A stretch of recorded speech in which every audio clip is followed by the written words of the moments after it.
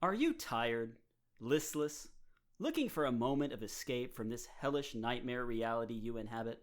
Today's lucky winner from Sanguis Pharmaceuticals can help. Independent studies that are definitely not fictional showed that listeners reduced their boredom by up to 69%. Today's lucky winner is not for everyone. Do not listen to Today's Lucky Winner if you are under 18, easily offended by cussing, or are a snitch who can't listen to fictional drug use. Side effects may include giggling, distraction from worldly concerns, and hyper-aggressive sleep punching. Ask your doctor if Today's Lucky Winner is right for you. Previously on Today's Lucky Winner. Rocking back and forth in the corner, knees clutched to his chest, was Jeffrey the witch's son. Rita was at his side, facing him. She stared at him with tear-filled eyes. I don't think this is the writer's doing. I think this is my memory. I think I can create a way to summon death. Really? I do. This may take a while. Time is nothing to me. Well, Otto, I guess it'll be breaking news. I just got word that the House has fast-tracked a vote on the telomere bill for next week. Have you seen where I put that old journal that we found in my grandma's trunk? Oh, that old-ass embossed one with your name on it? Dawn picked up the embossed journal. She cracked open the cover. Dawn had never opened the journal herself. She had seen Rita open it, and the pages had been empty. This time, the first page read, Workshop Correspondence, property of Dawn Menendez. Number of unread messages, 48. Dawn, I need to talk to you, mijita. I know who killed you.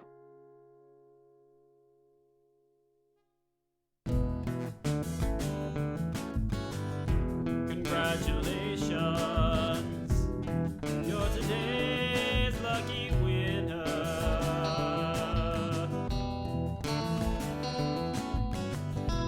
Flights of angels sing you to your reward.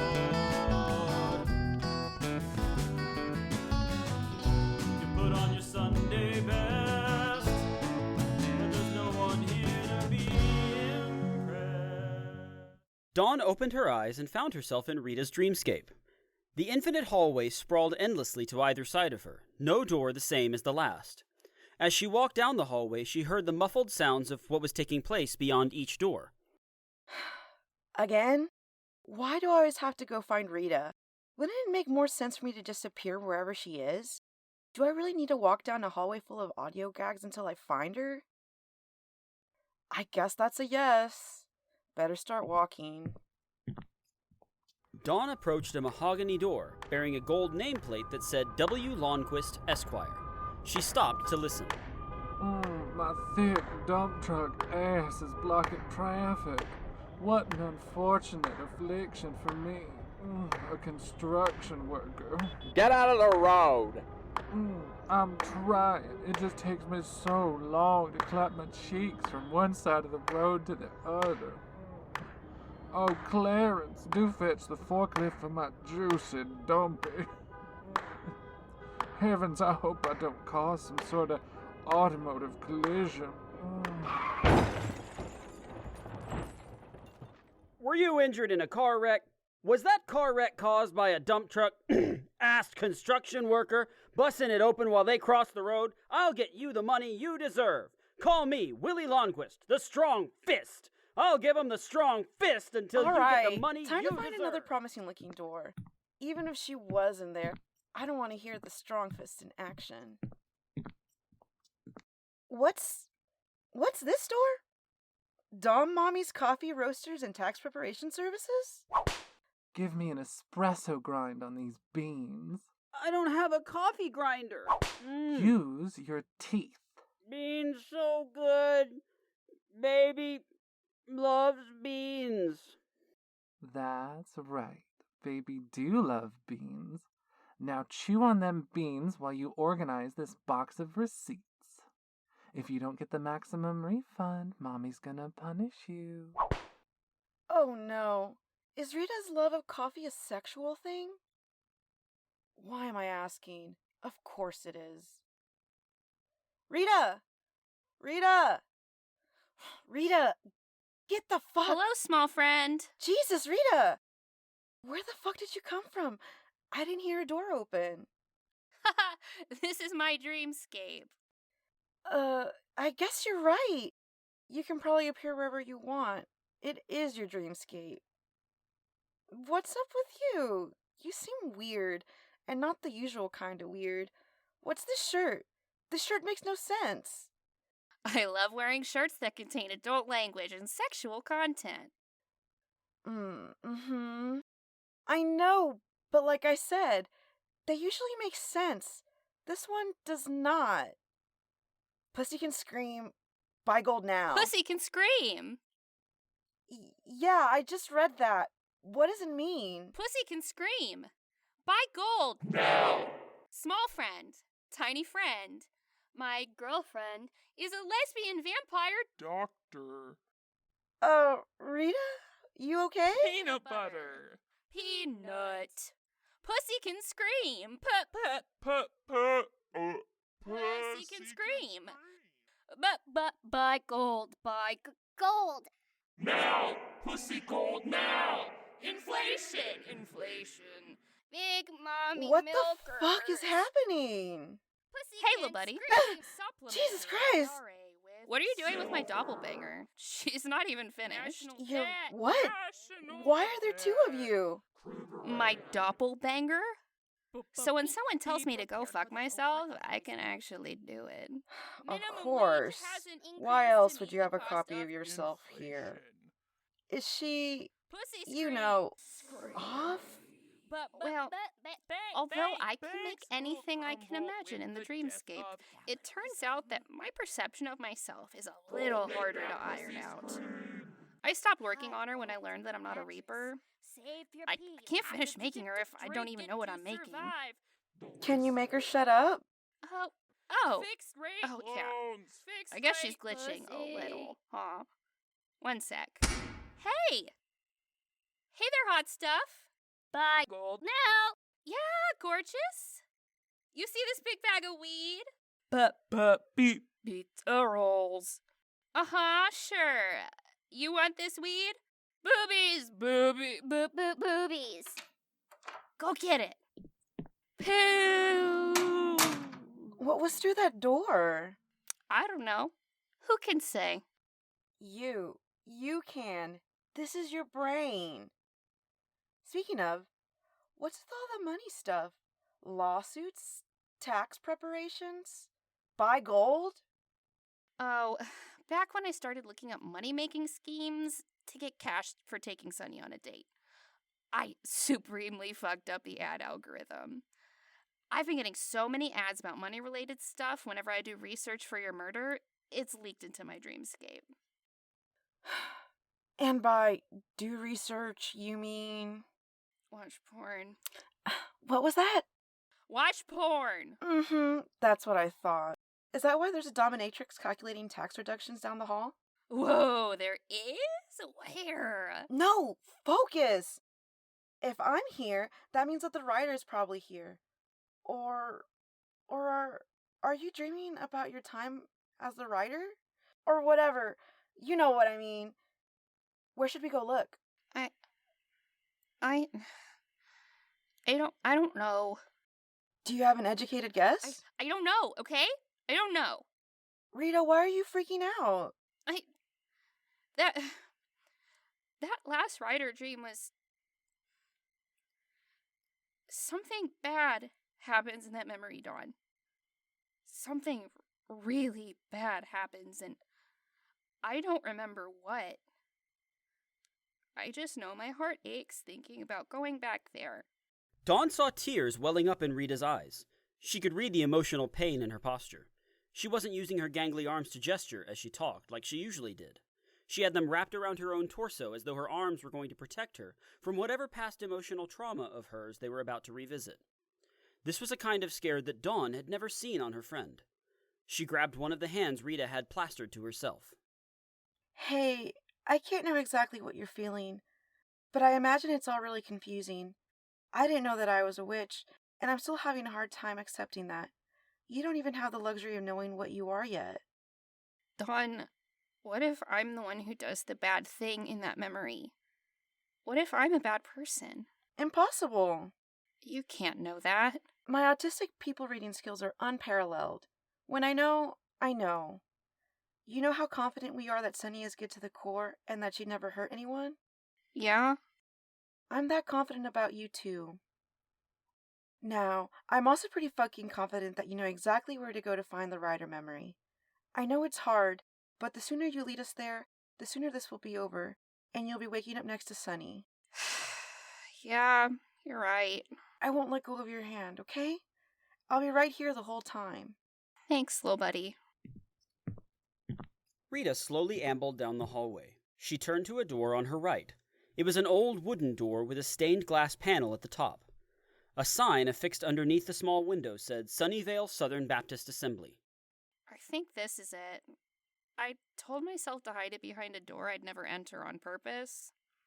There's no way I'd go looking for fun at a Southern Baptist church. You ready? As I'll ever be. With her free hand, Dawn opened the door. Once again, they found themselves in the thatched roof home where they had last seen the Rider. It looks like they're all alone. They're still in the trap. How long do you think it's been since we've last been here? Weeks.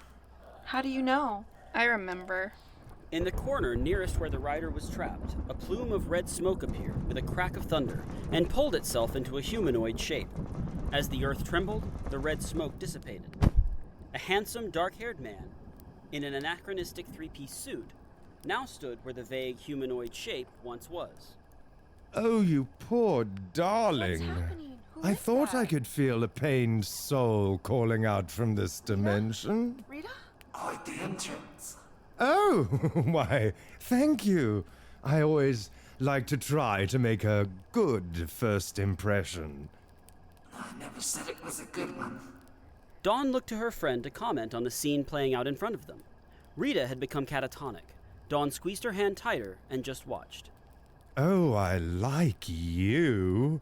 These humans have been torturing you in this trap for weeks, and you still manage to have a sense of humor. I wasn't being funny. Now, whatever trickster or hobgoblin you are, just go. You can take anything of mine once they've killed me. Let me die in peace. Oh, no. I'm afraid you have quite the wrong idea. I'm no minor trickster or hobgoblin. I'm from an up-and-coming hell dimension, and I'm here to make you a deal.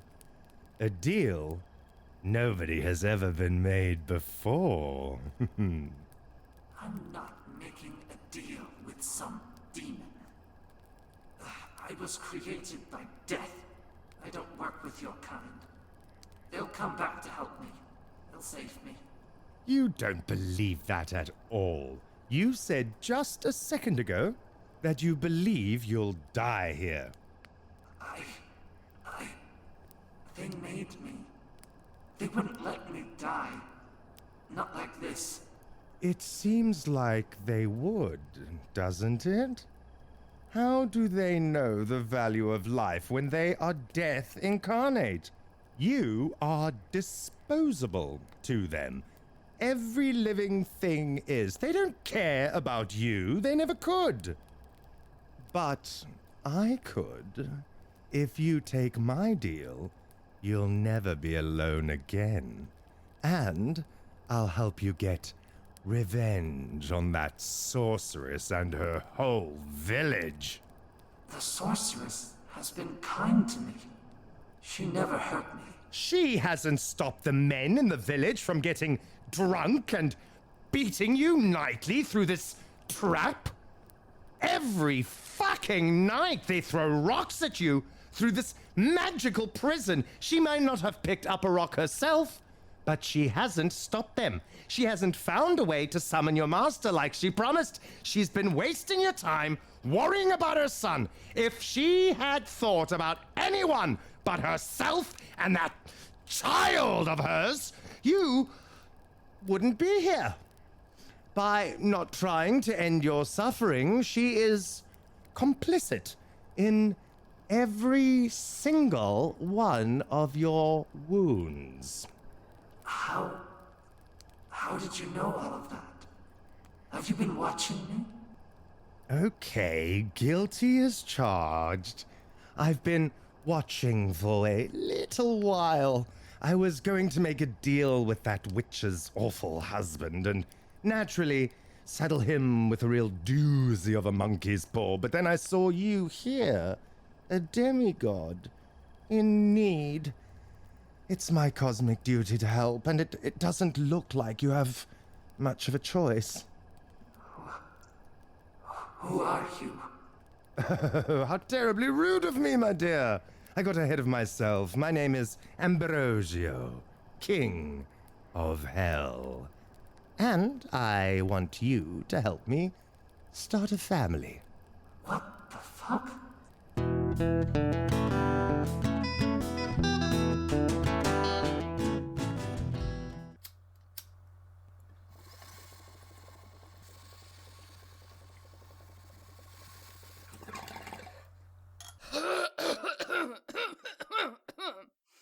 Now for a brief commercial break. Looking for weird? You found it. The Xander and Stone Science and Supernatural podcast. From ghosts and hauntings to black-eyed kids, crypto creatures, cults, exorcisms, UFOs, and everything in between. If it's out there, and it's weird, we're going to talk about it. Xander and Stone, the Science and Supernatural podcast. Listen now on Apple, Spotify, or wherever you get your podfix. And remember to live life in excess.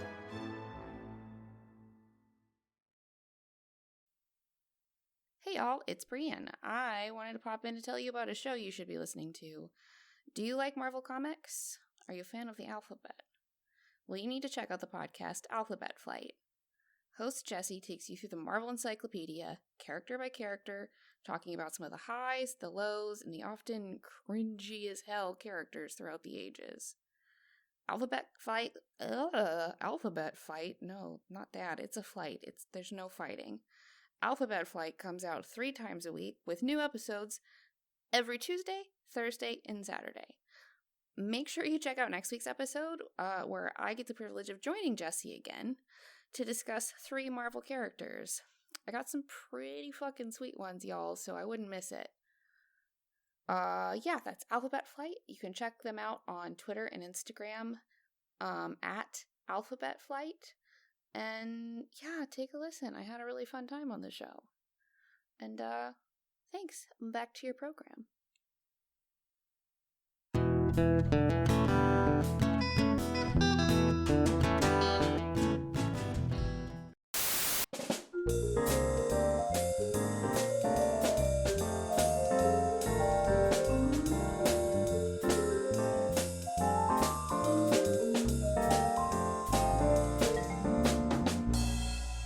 Good morning, my fellow Texans. How did you enjoy hearing from our friend Hunter Chumley of the Armadillo Art Society? Don't forget, you can see all the Armadillo themed art your heart can handle, including Mr. Chumley's sci-fi themed Armadillo taxidermy at Armadillo Art Festival in downtown Fredericksburg next weekend. On a less whimsical note, yet still a happy one, I'd like to welcome Carmilla Guire back to Texas Timeline. I don't know anyone who wouldn't know why she's come to talk to us, unless you've been in a coma or something since yesterday. But in case you missed the big news from last night, the telomere bill has passed. Aging has now been designated as a disease. Why is this important? That means that pharmaceuticals can be created for treatment and prevention of aging now. Back with us is the now. Well, you're immortal in your own way. Oh, I'm just a regular human age. Back with us to discuss the big news is Dallas icon and Sanguis Pharmaceuticals CEO, Carmilla Guire.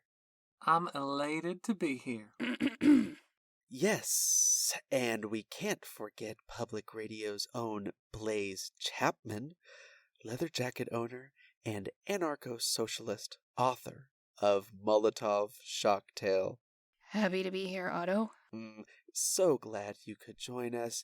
Carmilla, Now, I almost don't know where to start. How are you feeling? How are you feeling, Carmilla? Like a weight has been lifted, a collective weight for humanity. Otto, once we get FDA approval, we could have a world without cancer. Incredible. I am just so blessed to have a hand in this at all.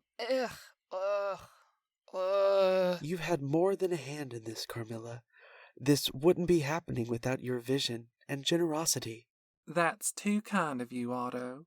So, what can we expect the next step on the road to this longevity drug to look like? I, for one, want to be first in line to take it. It could be sooner than you think. Our next step is to start human trials. And when can we look forward to that? Tomorrow. What? Why is there such a rush? How are you? Oh, no!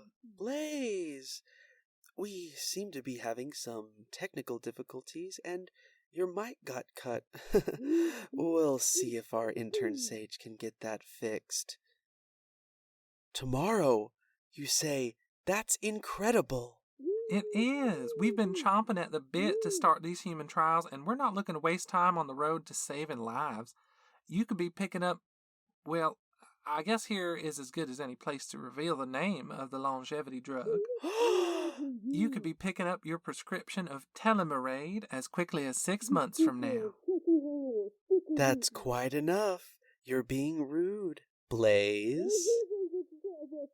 Damn it, Blaze. I'm gonna stick my boot up your...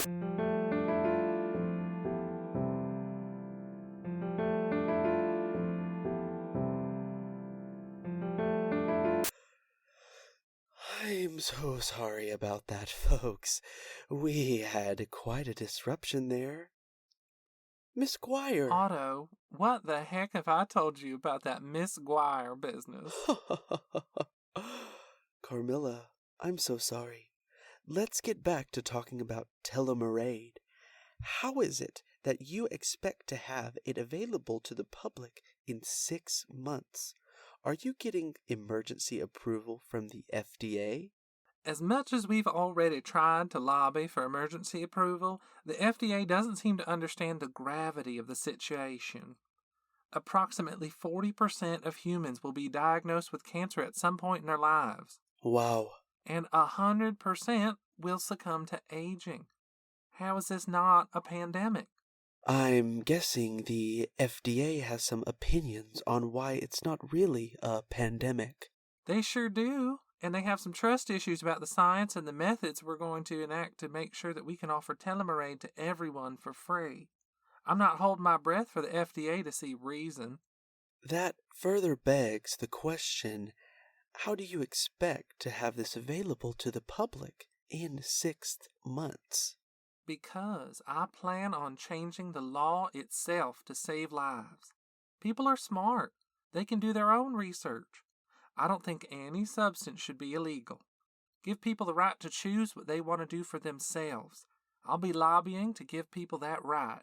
So, you're seeking to make it so that telomerade doesn't need FDA approval to be distributed? Or any drug for that matter.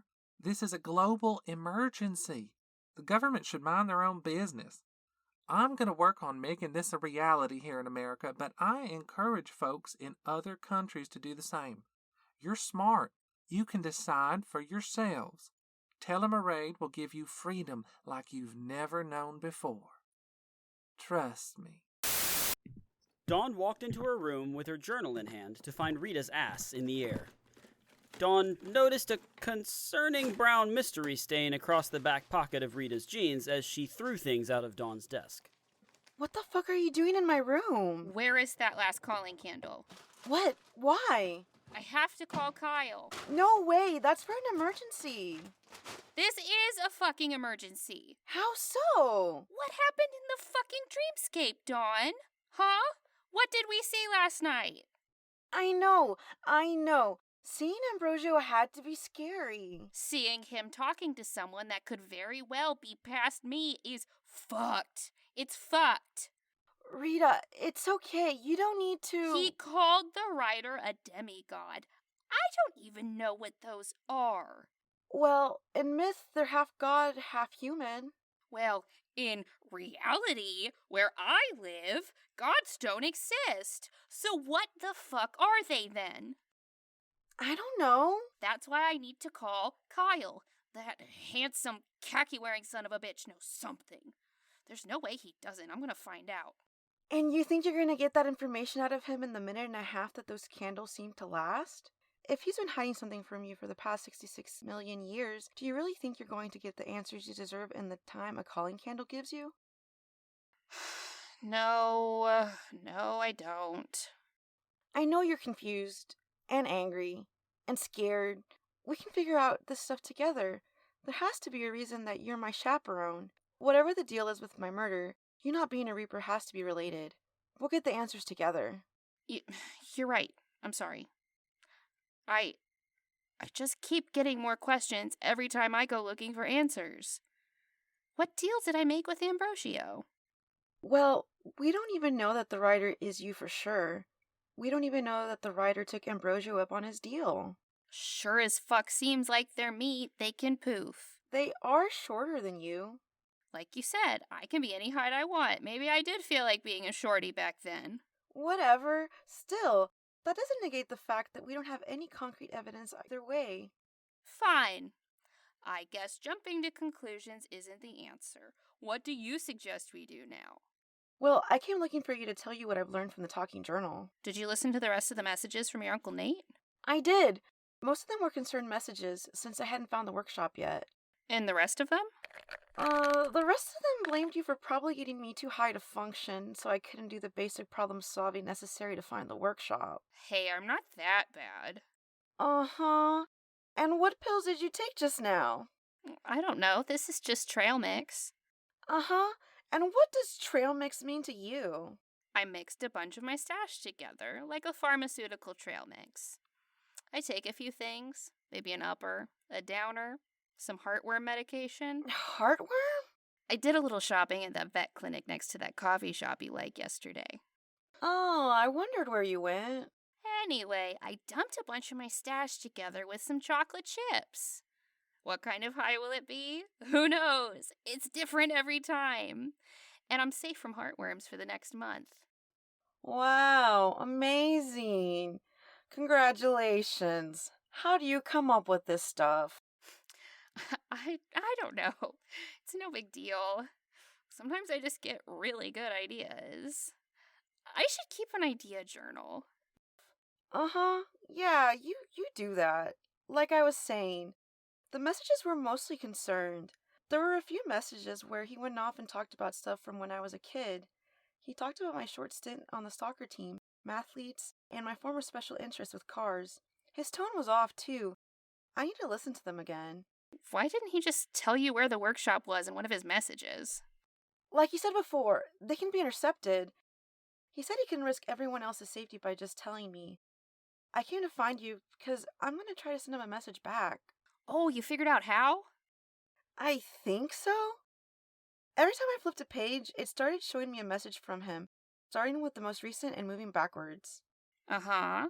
But when I flipped back to the previous page, the text was gone.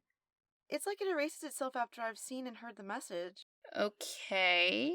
But the journal seemed to respond to my voice commands. Whoa, have you called it computer yet, you Trekkie dork? No, shut up.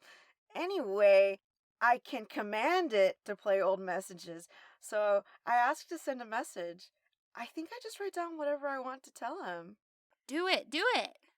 Rita handed Dawn a pen from the desk she had been rifling through just moments ago. Dawn cracked open the journal and stared at a blank page. Hello, Dawn. Hey, what's your name? I can have whatever name you want me to have. Set name now.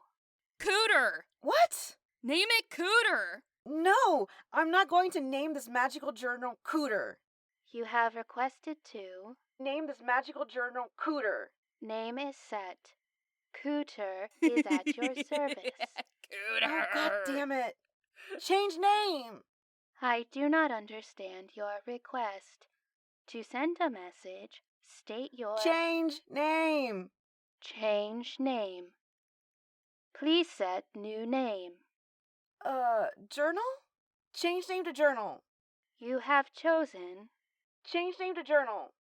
Name is set. Hello, journal. Cooter is at your service. Oh, God damn it!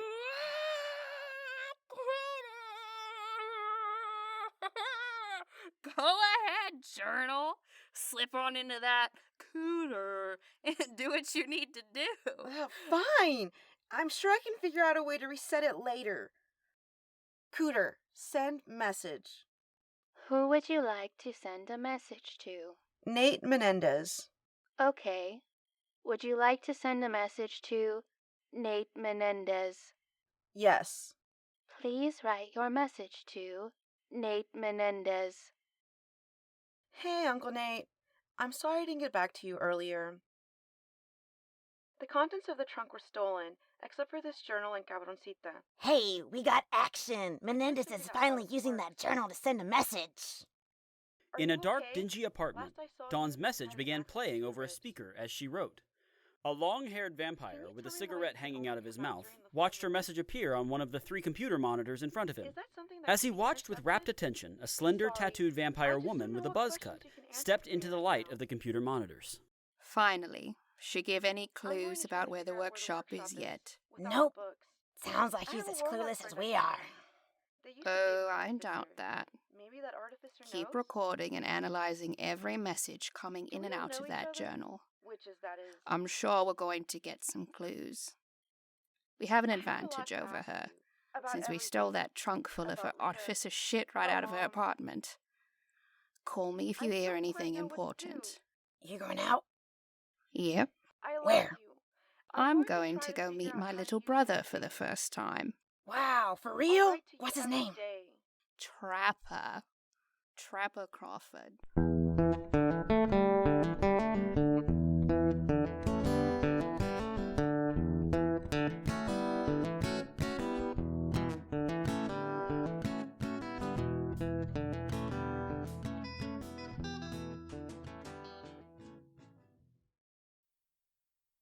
Hey y'all, it's me, Brianne, and I don't know if you'll be able to hear it, but it's me, Brianne, and every cicada and dog in my neighborhood who seems to want to be included in this. So if you can hear them, they say hey too. But hey y'all, thanks for hanging out with us for episode 22. First off, I wanted to thank Xander Zweig from the Xander and Stone podcast for joining us to play Ambrogio. He fucking killed it. You heard the ad for his show during our commercial break, the Excess podcast earlier, and I really recommend you listen. If you like this show, it's pretty likely you're going to like the Excess podcast. If you want to help support our show, you can tell a friend about it. We don't pay for advertising, so word of mouth is entirely how we grow our audience, so you can really help us out with that. And you can share about the show on social media, too. Chat with us. We've had a lot of fun talking to some of y'all online, and it really makes it feel worth it when we hear that y'all enjoy it. And if you want to chat with us, you can find us on social media under the handle @LuckyWinnerShow on Facebook, Instagram, and Twitter. You can see the show details to find the individual social media handles for the cast, and you can see what my lovely ding-dongs are up to when they're not doing the show. And also, don't forget to subscribe. I know some shows are charging for that now, but that ain't us. It's free. So get our newest goofs downloaded on your podcatcher of choice as soon as they're published. It's like a little fortnightly love note from us. And if you wanted to leave us a little love note, leave us a review on whatever podcatcher app you listen to. This really lets people know how cool and funny and hot everyone on the show is, and it helps us get new listeners. We will be back on August 15th with episode 23, and we only have a few more to go until the season finale in our hiatus. The season finale will be October 15th. We have some pretty fun stuff planned for you, kind of sprinkled into the hiatus, just to help you survive until season 2 starts, so don't panic. But now is really the perfect time to tell a buddy about the show. They've got 22 episodes to binge so far. But anyways, y'all, thank you so much. We'll see you back again on August 15th. And until then, try not to die.